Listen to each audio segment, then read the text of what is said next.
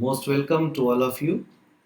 आप सभी का अनअकैडमी के इस यूट्यूब चैनल पर आप सभी स्टूडेंट्स का, ऐसे सभी लोग जो सिविल सर्विसेज की तैयारी का सपना देखते हैं और भारत की सबसे प्रतिष्ठित प्रतिष्ठित सेवा में अंतिम रूप से सफल होकर के दोस्तों अपने राष्ट्र निर्माण और समाज के में अपना एक नाम कमाना चाहते हैं, ऐसे सभी स्टूडेंट का मैं जावेद फारूकी अनअकैडमी के इस यूट्यूब चैनल पर आपका बहुत बहुत स्वागत करता हूँ, खैर मकदम करता हूँ। दोस्तों हम लोग यहाँ पर आर्ट एंड कल्चर की क्लास को लेकर के उपस्थित हैं, जिसमें पिछली क्लासेस में दोस्तों मैंने आपको आर्ट एंड कल्चर में बौद्ध धर्म और उससे संबंधित दोस्तों जो स्थापत्य थे उनके बारे में मैंने आपसे काफ़ी विस्तार में चर्चा की थी।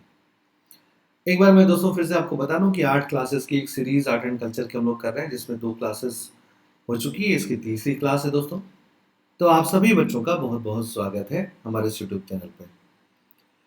दोस्तों क्लास की शुरुआत करने से पहले मैं एक बार अपना इंट्रोडक्शन आपको दे देता हूं दोस्तों, और उसके बाद फिर मैं थोड़ा कुछ और इनिशियल स्लाइड के बाद में आपको बाकी चीज़ें क्लास की तरफ रूबरू कराता हूं या क्लास को ले चलता हूं। तो जैसा दोस्तों आप लोग देख पा रहे हैं स्क्रीन पर, ये मेरा नाम जावेद फारूकी जैसा आप लोग जानते होंगे, और ये दोस्तों मेरी पोजीशन अनअकैडमी पे। I am one of the masters educator of Unacademy.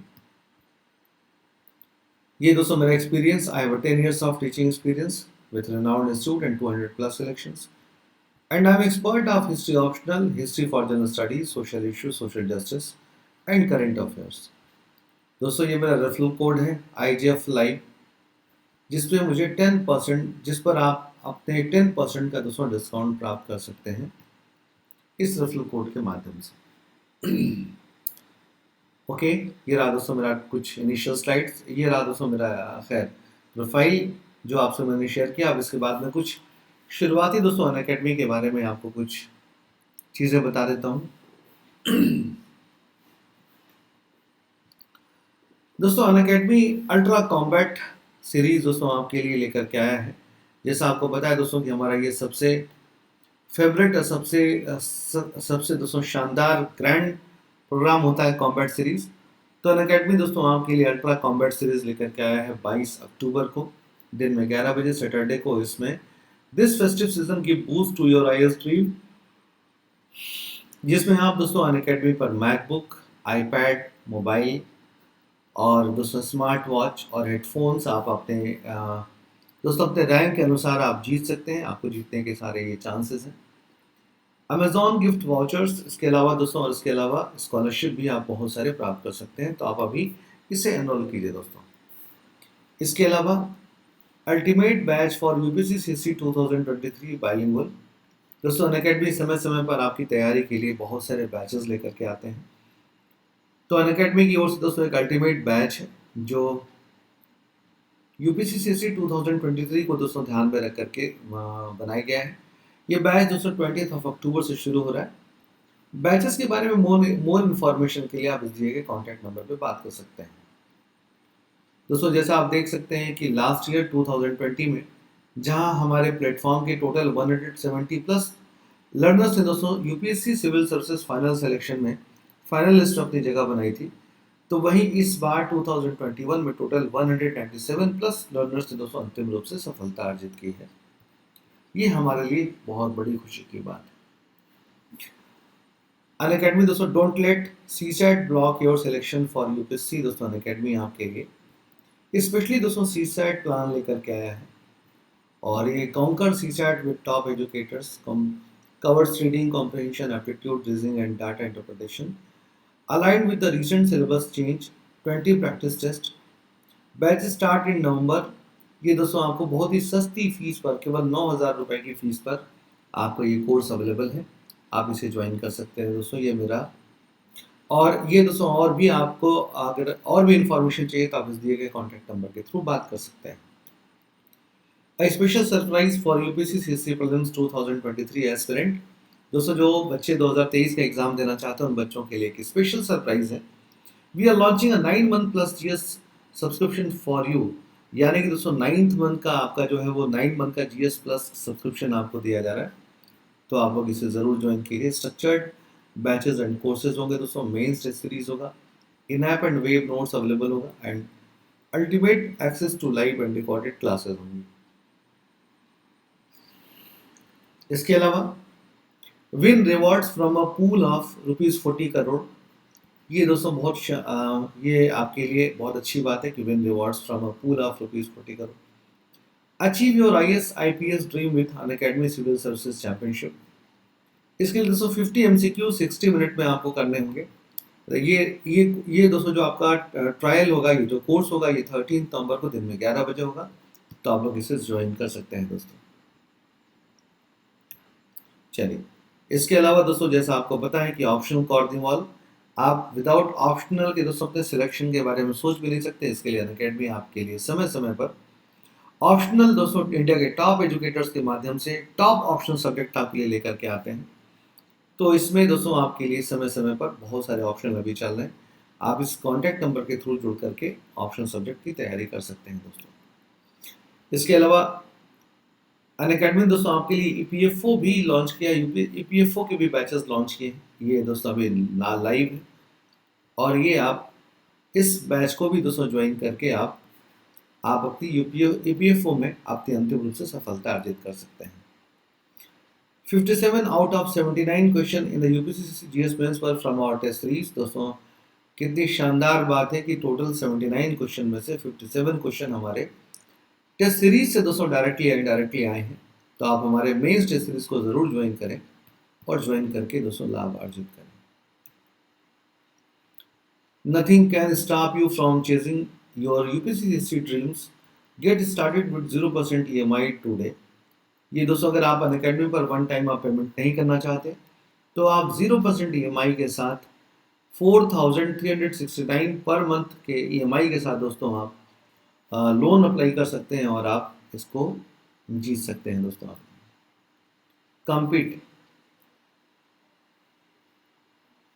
compete battle and know where you stand. Get a chance to a laptop total prizes with this tool launching soon on the Android app। आपके लिए दोस्तों एक नया offer जल्दी ही लाया जा रहा है। ये तो रहा दोस्तों कुछ आपके बारे में आपके लिए दोस्तों अनअकैडमी की कुछ स्पेशल फीचर्स जो स्पेशली दोस्तों आपके लिए लाया गया है।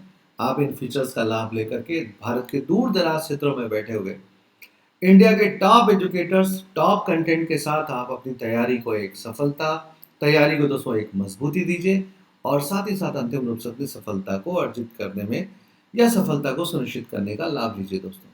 आप सभी का बहुत बहुत स्वागत।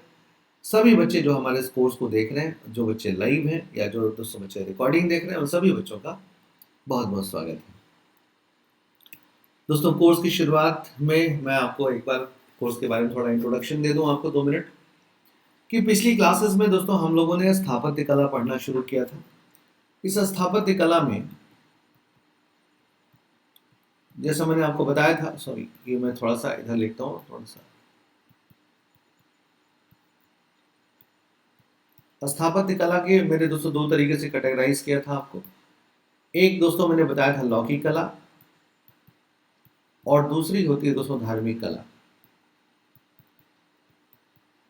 पिछली क्लासेस में दोस्तों हम लोग लौकिक कला पढ़ चुके हैं। इसके बाद दोस्तों धार्मिक कला, प्राचीन भारत में धार्मिक कला में दोस्तों चूंकि 3 धर्म थे तो मैंने आपको बौद्ध धर्म पढ़ाया, जैन धर्म पढ़ाया और अब दोस्तों हम लोगों को पढ़ना है दोस्तों ब्राह्मण धर्म यानी कि हिंदू धर्म से संबंधित स्थापत्य। हिंदू धर्म से संबंधित स्थापत्य का मतलब हम लोगों को मंदिर स्थापत्य के बारे में पढ़ना है दोस्तों। टेम्पल आर्किटेक्ट के बारे में या मंदिर स्थापत्य के बारे में पढ़ना है। तो जैसा मैंने आपको बताया कि हम लोग पहले दोस्तों बौद्ध पढ़ चुके हैं, जैन पढ़ चुके हैं, अब हम लोगों को मंदिर स्थापत्य यानी कि दोस्तों जो सबसे देर से शुरुआत हुई। ध्यान रखिएगा दोस्तों कि स्थापत्य कला के विकास में सबसे पहले बौद्ध स्मारकों की शुरुआत हुई या बौद्ध धर्म से संबंधित स्मारकों का डेवलपमेंट सबसे पहले देखने को मिला। प्राचीन काल में पहले बौद्ध और जैन और बाद में दोस्तों जो है वो मंदिर स्थापत्य की शुरुआत बाद में देखने को मिली। ओके, तो आज से दोस्तों लोग मंदिर स्थापत्य की शुरुआत करेंगे। आपको एक बात पता है पहले ही कि स्थापत्य के बारे में आपको बता चुका हूं कि स्थापत्य कला को दोस्तों हम लोग बनावट या सामग्री के आधार पे 2 हिस्सों में बांटते हैं। एक शैलकृत एक दोस्तों जो है होता है वो संरचनात्मक, संरचनात्मक या फिर स्ट्रक्चरल,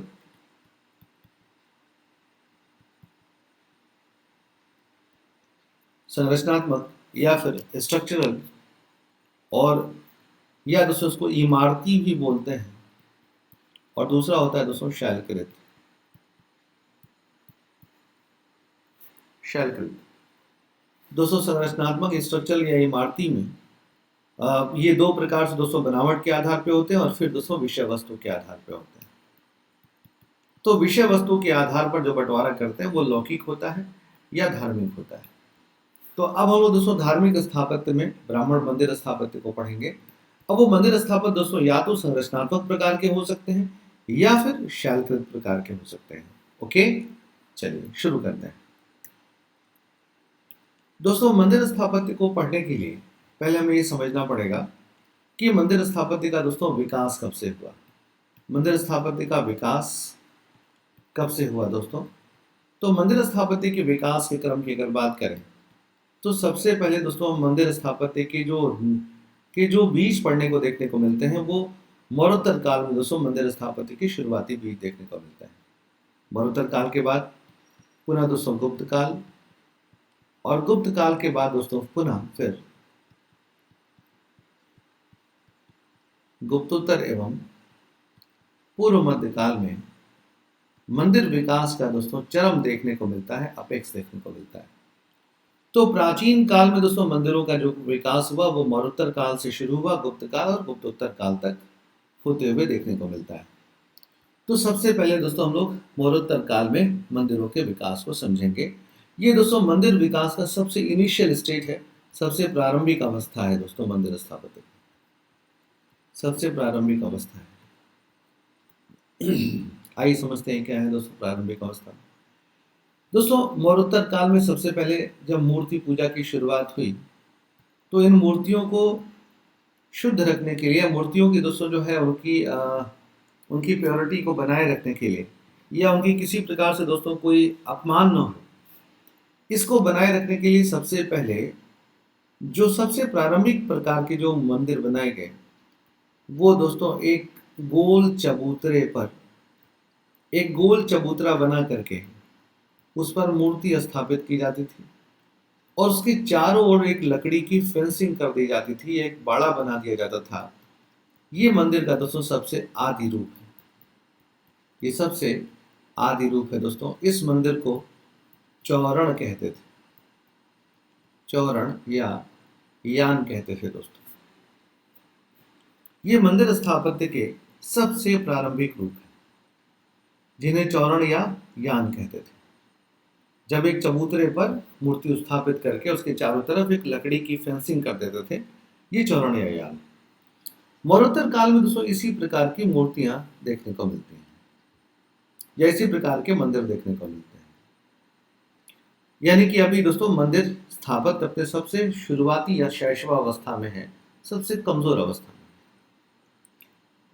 गुप्त काल से मंदिर निर्माण में या मंदिर निर्माण के क्षेत्र में या मंदिर स्थापत्य के क्षेत्र में गुप्त काल से एक बड़ा परिवर्तन आया दोस्तों, और इस समय संरचनात्मक मंदिरों की शुरुआत दोस्तों एक्चुअली गुप्त काल से ही हुई।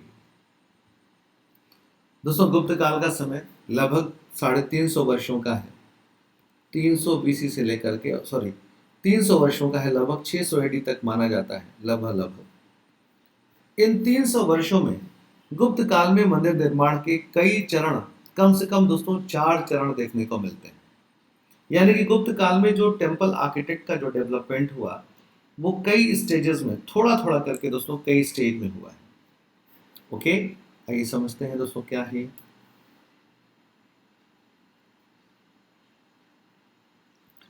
ओके दोस्तों, जैसा पीडीएफ आप लोग देख सकते हैं कि मौर्योत्तर काल में भक्ति की अवधारणा के साथ ही मूर्ति पूजा एवं मंदिर निर्माण की प्रक्रिया प्रारंभ हुई। इस काल में मूर्तियों का निर्माण कर उसे सुरक्षा प्रदान करते थे, लकड़ी का चारों ओर घेरा बना, जिसे चौरण या यान कहते थे दोस्तों।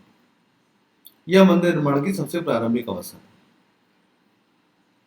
लेकिन दोस्तों गुप्त काल के बाद जैसे जैसे भक्ति की अवधारणा जन जन तक पहुंची, वैसे वैसे मंदिर निर्माण को भी प्रोत्साहन मिला, और इस प्रकार से दोस्तों गुप्त काल में मंदिर निर्माण के 4 चरण देखने को मिलते हैं।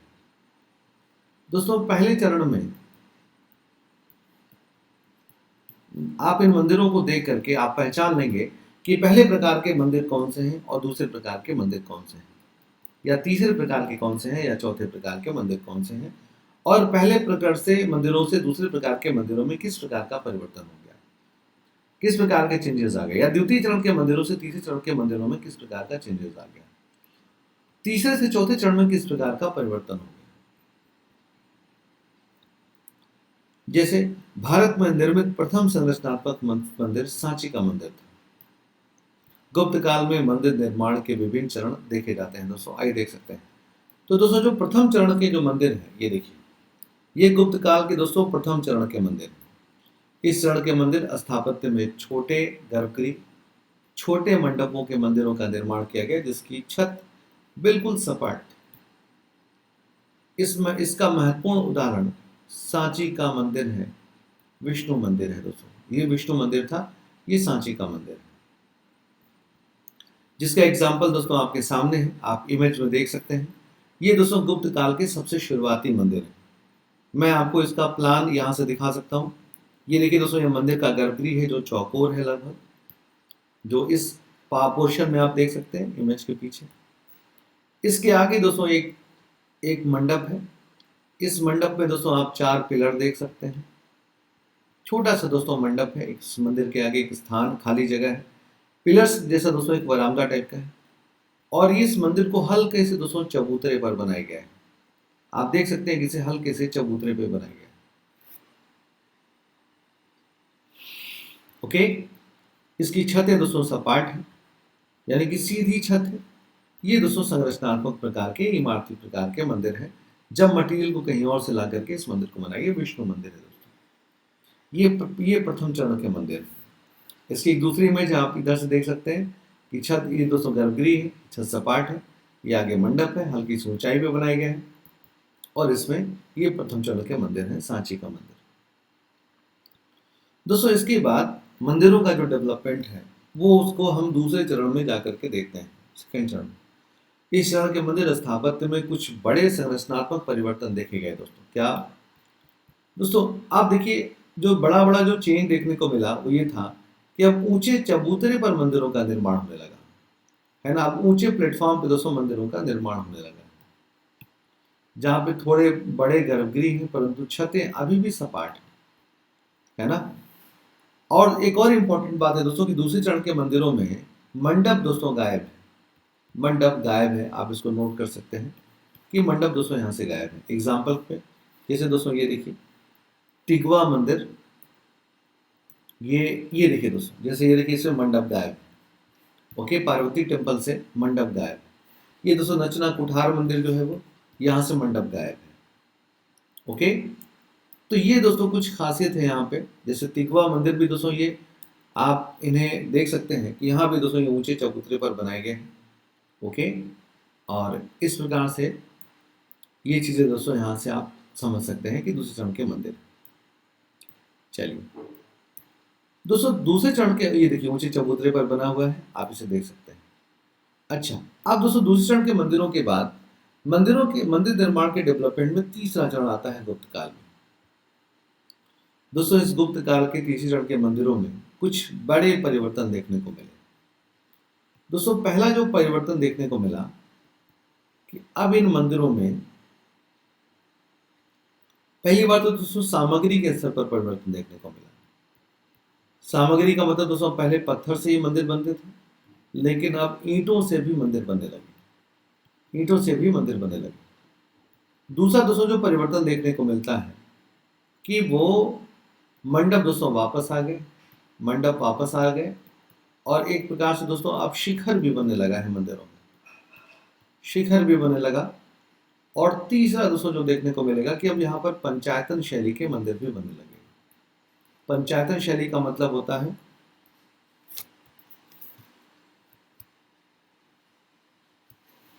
पंचायतन शैली के दोस्तों मंदिर का मतलब होता है कि अब एक साथ 5 मंदिर बनाए जाने लगे थे दोस्तों। ओके, तो इस समय दोस्तों मंदिर के क्षेत्र में या मंदिर बनाने के क्षेत्र में बड़ा परिवर्तन आता है।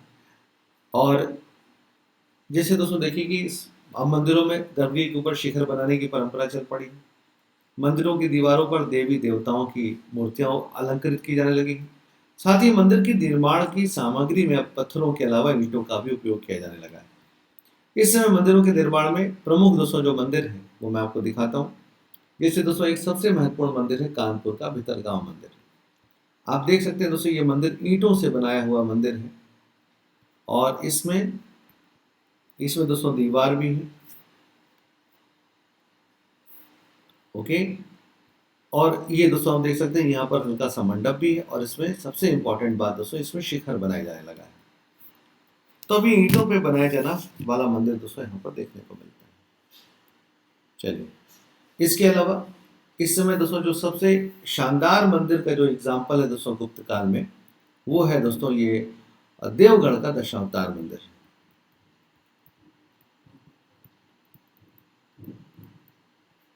देवगढ़ का दशावतार मंदिर दोस्तों याद रखिएगा। देवगढ़ के दशावतार मंदिर दोस्तों ये ऊंचे चबूतरे पर बनाया गया मंदिर है। इस मंदिर में दोस्तों पहली बार शिखर बनाने का प्रयास किया गया है। मतलब इस मंदिर में भी दोस्तों शिखर बनाने का प्रयास किया गया है। सबसे इंपॉर्टेंट बात यह है कि ये मंदिर दोस्तों पंचायतन शैली में है। पंचायतन शैली का मतलब होता है जहाँ पर एक मुख्य मंदिर के अलावा 4 और सहायक मंदिर बनाए जाते हैं। ऐसे मंदिर को पंचायतन शैली कहते हैं। ओके, ये दोस्तों पंचायतन शैली के मंदिर। यहाँ पे आप 5 मंदिर दोस्तों टोटल होते हैं। दूसरी और इम्पोर्टेंट बात ये थी कि इस मंदिर की दीवारों पर दोस्तों अब ढेर सारी आकृतियां भी देखने को मिलती हैं, यानी कि ढेर सारी देवी देवताओं की आकृतियां भी देखने को मिलती हैं।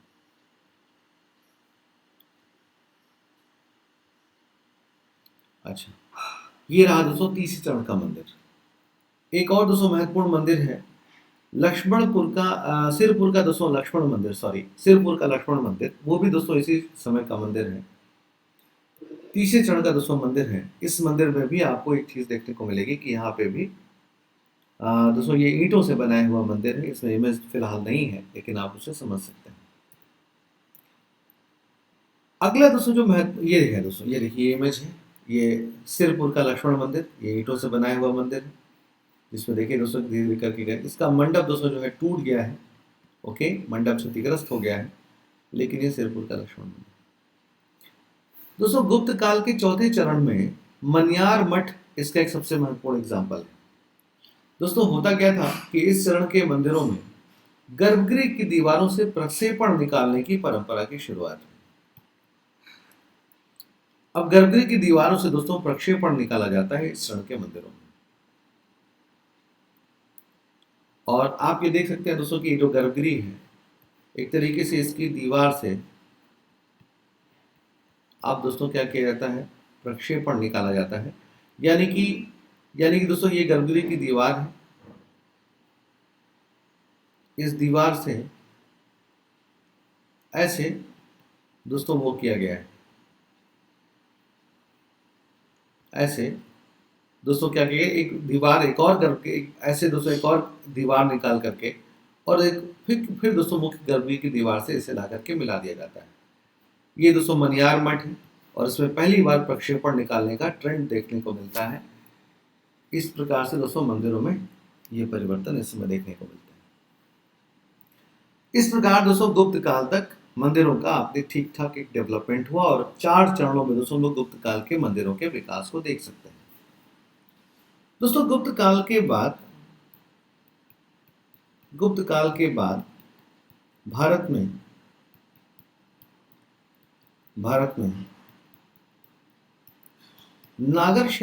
दोस्तों मंदिर शैली में मंदिर स्थापत्य में क्रांति हुई। मंदिर स्थापत्य के क्षेत्र में क्रांति देखने को मिली और एक चीज देखने को मिला कि दोस्तों भारत के 3 अलग अलग क्षेत्रों में 3 अस्पष्ट शैलियां देखने को मिली। एक थी दोस्तों नागर शैली, दूसरी थी दोस्तों जो है वो वेसर शैली और तीसरी दोस्तों द्रविड़ शैली। दोस्तों नागर शैली का विकास जहां उत्तर भारत में देखने को मिला, उत्तर भारत में से लेकर के और विंध्य रेंज तक देखने को मिला, तो वहीं दोस्तों द्रविड़ शैली का विकास जो है सुदूर दक्षिण देश में देखने को मिला। सुदूर दक्षिण में देखने को मिला। तो वहीं दोस्तों वेसर शैली का जो विकास हुआ वो दक्षिणापथ के क्षेत्र में देखने को मिला, यानी कि कश्मीर से लेकर के विंध्य रेंज तक नागर शैली, और दोस्तों विंध्य रेंज से लेकर के दोस्तों कृष्णा नदी तक वेसर शैली, और दोस्तों कृष्णा नदी से लेकर के कावेरी नदी तक द्रविड़ शैली का विकास देखने को मिलता है। तो इसका मतलब है दोस्तों कि नागर शैली लगभग उत्तर भारत में, वेसर शैली दोस्तों लगभग जो है महाराष्ट्र और कर्नाटक वाले क्षेत्रों में, आंध्र प्रदेश वाले क्षेत्रों में, और द्रविड़ शैली दोस्तों सुदूर तमिलनाडु वाले क्षेत्रों में देखने को मिलता है दोस्तों। इनमें से नागर शैली और द्रविड़ शैली दो स्वतंत्र शैलियां थी दोस्तों, दो स्वतंत्र या मौलिक शैलियां थी, दोनों अपने आप में यूनिक थी और दोनों अपने आप में दोस्तों काफी अलग थी। लेकिन वेसर शैली दोस्तों कोई स्वतंत्र और या यूनिक शैली नहीं है, बल्कि ये नागर और वेसर का नागर और द्रविड़ का मिक्सचर है दोस्तों। इसीलिए दोस्तों नागर दो यूनिक शैलियां होने की वजह से नागर और द्रविड़ इंपॉर्टेंट है और वेसर दोस्तों थोड़ा कम महत्व का है। सबसे पहले दोस्तों लोग वेसर को समझेंगे, या फिर सबसे पहले दोस्तों नागर को समझ लेते हैं। तो दोस्तों नागर शैली में हम देखने को मिलता है कि ये दोस्तों नागर शैली की अपनी एक पहचान यहाँ पे देखने को मिल रही है। ये दोस्तों नागर शैली का अपना एक एग्जाम्पल है, जहां पे आपको देखने को मिलेगा कि यहाँ पे एक गर्भगृह है। ये दोस्तों एक गर्भगृह है। इस गर्भगृह दोस्तों वो प्रमुख स्थान होता है जहां पर किसी देवता की मूर्ति स्थापित की जाती है। उसके ऊपर दोस्तों एक शिखर है, जो सर्पिलाकार आकृति का एक शिखर है। सबसे ऊपर दोस्तों आमलक है, उसके ऊपर कलश है। मंदिर दोस्तों एक ऊंचे चबूतरे पर बना हुआ है, आप देख सकते हैं ऊंचा चबूतरा है दोस्तों। इसके अलावा इस मंदिर में दो मंडप है दोस्तों। वैसे नागर शैली विकसित नागर में 3 मंडप होते थे। तो एक है दोस्तों आपका मंडप जो मुख्य मंडप है, दूसरा है दोस्तों एक मध्य मंडप होता था, एक अर्ध मंडप होता था। ये नागर शैली के मंदिरों की प्रमुख विशेषता है दोस्तों। नागर शैली के मंदिर प्रायः पंचायतन शैली में बनते हैं, यानी कि वहां पर 5 अलग 4 और मंदिर होते हैं। ये नागर शैली की कुछ प्रमुख विशेषताएं हैं जो आप पीडीएफ से देख सकते हैं। दोस्तों नागर शैली में कुछ और भी बातें हैं कि जो नागर शैली का दोस्तों जो मंदिर की जो पूरा आकार है वो या तो त्रिरथ या पंचरथ या सप्तरथ शैली में होता है। मतलब एक चबूतरे पर मंदिर दोस्तों या तो यूं बनेगा या तो दोस्तों पंचरथ बनेगा या दोस्तों सप्तरथ बनेगा। इस प्रकार से इसमें कोड होते हैं। जैसे आप देख सकते हैं कि यहाँ पे जैसे दोस्तों स्टेज 1 है, ये प्लान ऑफ पार्वती टेम्पल है, जहाँ दोस्तों आप देख 6th सेंचुरी में ये पार्वती टेम्पल बना है। लेकिन स्टेज 2 में दोस्तों आकर के आप देख सकते हैं कि जो दोस्तों देवगढ़ टेम्पल है वो आपके सामने है। यहाँ पे टेम्पल दोस्तों किस प्रकार से बना हुआ है, जहाँ पर ये 3 रथ में बना हुआ है। ओके, वही दोस्तों प्लान ऑफ सूर्य टेम्पल आप देख सकते हैं कि यहाँ पे दोस्तों 5 सूर्य टेम्पल मंदिर 5 दोस्तों यहाँ पे रथ है। और ये देखिए स्टेज 4 में ये दोस्तों कंदरिया महादेव है, जहाँ पे दोस्तों आप अगर काउंट करेंगे तो ये 7 रथ में बना हुआ टेम्पल है। ओके, तो ये आपकी खासियत है दोस्तों, ये नागर शैली की विशेषताएं हैं।